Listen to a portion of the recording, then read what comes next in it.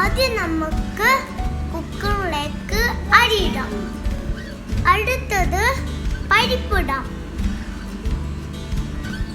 ഇനി 2-3 പ്രാവശ്യം കഴുകിയെടുക്കാം.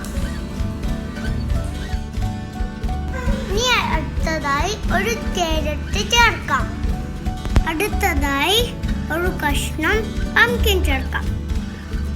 ഇനി കുക്കർ അടുപ്പത്ത് വെച്ച് 2 വിസിൽ വരുന്നവരെ കാത്തു നിൽക്കാം.